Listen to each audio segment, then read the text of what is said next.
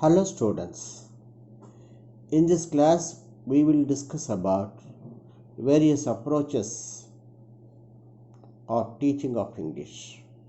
First we will take up the structural situational approach. The language learning cannot be diverse from situation. It is possible for the learner to learn words and structures correctly but use them in the wrong context also. Appropriateness is an important and correctness is also important in the use of language. It is the teacher's responsibility and duty of preparators to indicate the situation and context in which they need to be used. The situations and the context should be selected and graded as items in language. Of course, the situations that can be created in the classroom are limited. In comparison to real life situations, they are artificial and unconvincing. Nevertheless, they do enable the learner to see the relationship between situations and language learning. In spite of the controversies on language learning processes, there is the underlying fact that the main practical objective of teaching a language is to enable the learners to use it for communication. That is to know to what real life situations each particular form of the tortured language corresponds.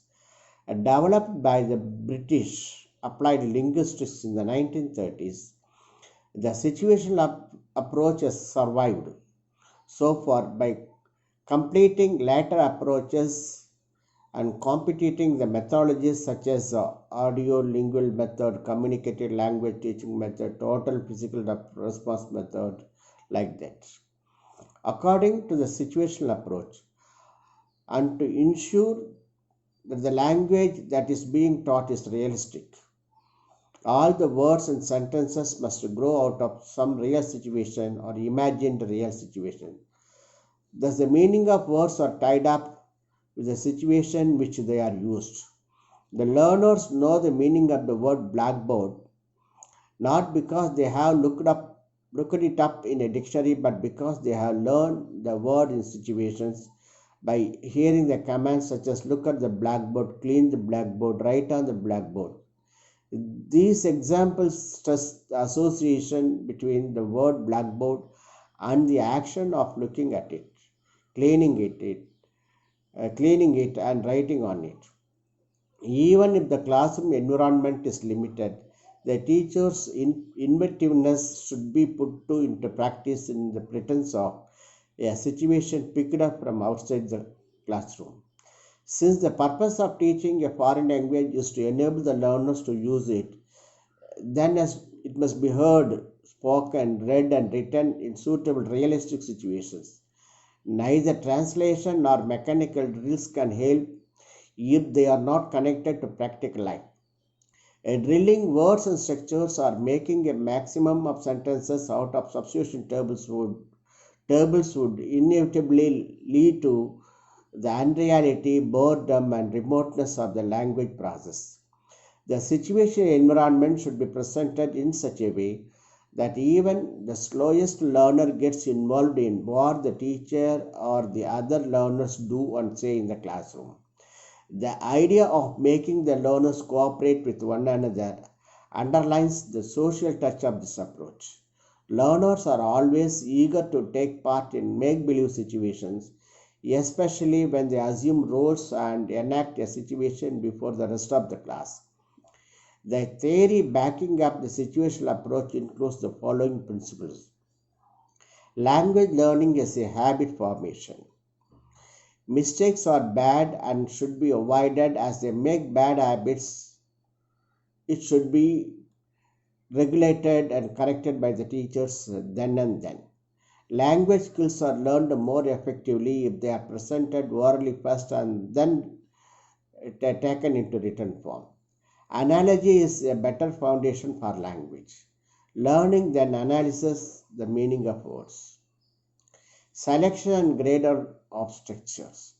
First, it should be clear that a structure of language is not a sentence of language. All the sentences of English can be presented through a limited number of types of patterns. Each pattern can yield an infinite number of sentences. The formula represents the types and the sentences taken. The structure is thus an abstract thing, a theoretical representation of real thing, while the sentence is the actual thing. Language learning is a conditioned behavior or cognition. No one would maintain that we learn the language sentences by sentence. It must be presumed that we learn the patterns and subsequently we learn how to produce sentences on these patterns by substituting the different items or words in the elements combining together.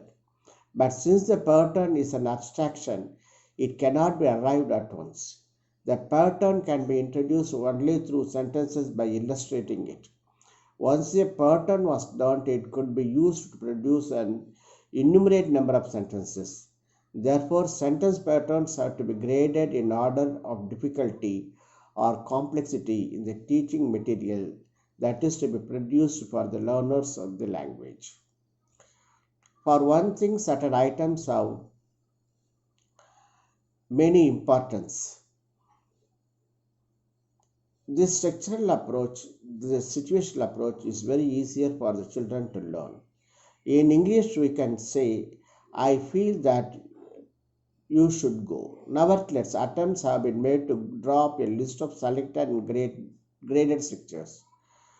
Schools in India have for a long time been making use of structurally graded syllabuses as part of the structural approach to the teaching of English.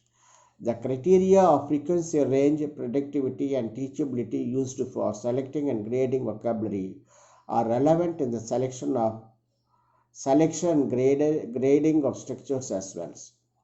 Next comes communicative language teaching approach. The communicative language teaching approach to teaching of English is organized on the basis of certain communicative functions such as apologizing, describing, inviting, promising, etc., that the English as a foreign language learners need to know. It explains the language in terms of the functions it performs. This approach does not ignore the role of grammar in the process of language learning, but insists that the grammatical rules are useless unless they are applied to real life situations.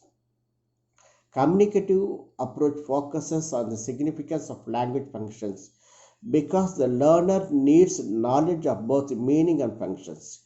It lays emphasis on functional, communicative, and social interactive activities.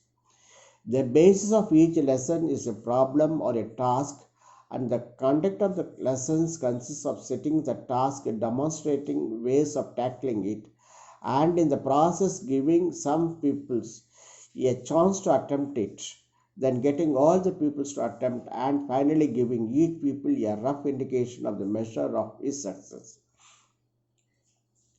The function of the task is to bring about a self-reliant effort by the learners.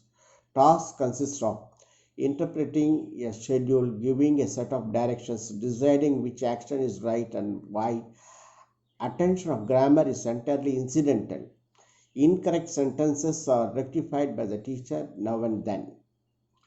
The main characteristics of the communicative approach are language is a system for the expression of the meaning. The primary function of the language is for interaction and communication. The structure of language reflects its function and communicative uses. The primary units of language are not merely its grammatical and structural features. Content-based instruction approach.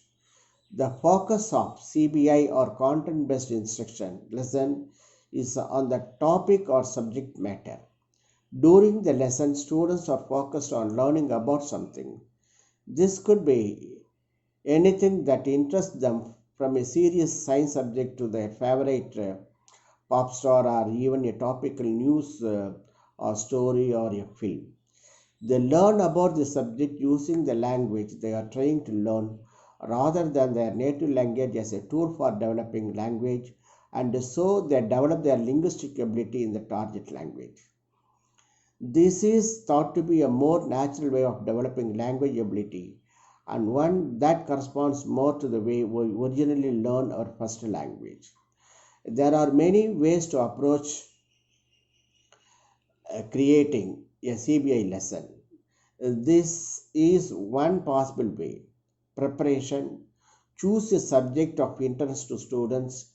Find three or four suitable sources that deal with different aspects of the subjects. This could be websites, reference books, audio or video lectures, or even real people. During the lesson, divide the class into small groups and assign each group small research task and a source of information to use to help them to fulfill the task.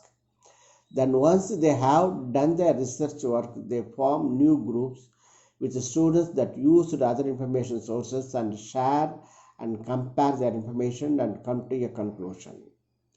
There should then be some product as the end result of this sharing of information, which could take the form of a good report or presentation of some kind.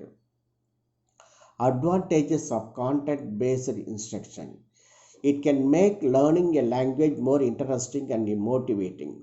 Student can use the language to fulfill a real purpose, which can make students both more independent and confident. Students can also develop much wider knowledge of the world through CBI, which can feed back into improving and supporting their general educational needs. CBI is very popular among English for academic purposes EAP teachers, as it helps students to develop valuable study skills such as note taking, summarizing, and extracting key information from text, taking information from different sources, re-evaluating and restructuring that information can help students to develop very valuable thinking skills that can then be transferred to other subjects also. The inclusion of a group work element within the framework given above can also help students to develop their collaborative skills, which can have a great social value. Potential problems of CBI. Because CBI is not explicitly focused on language learning, some students may feel confused or may even feel that they are not improving language skills. Deal with this by including some form of language focused follow-up exercises to help draw attention to linguistic features within the materials and consolidate any difficult vocabulary or grammar points. Particularly in monolingual classes, the overuse of students' native language during parts of the lesson can be a great problem. Because the lesson isn't explicitly focused on language practice, students find it much easier and quicker to use their mother tongue. Sharing our rationale with students and explain the benefits of using the target language rather than the mother tongue. It can be hard to find information resources and text that lower levels can understand. Also, the sharing of information in the target language may cause great difficulties. A possible way around this at lower levels is either to use text in the student's native language and get them to use the target language for the sharing of information and the end product, or to have text in the target language but allow the students to present the end product in their native language. These options should reduce the level of challenge. These options are expected to reduce the level of challenge they face in the classroom. Some students may copy directly from the source text they use to get their information. Avoid this by designing tasks that demand students evaluate the information in some way to draw conclusions or actually to put it into some practical use. Having information sources that have conflicting information can also be helpful, as students have to decide which information they agree with more or most believe.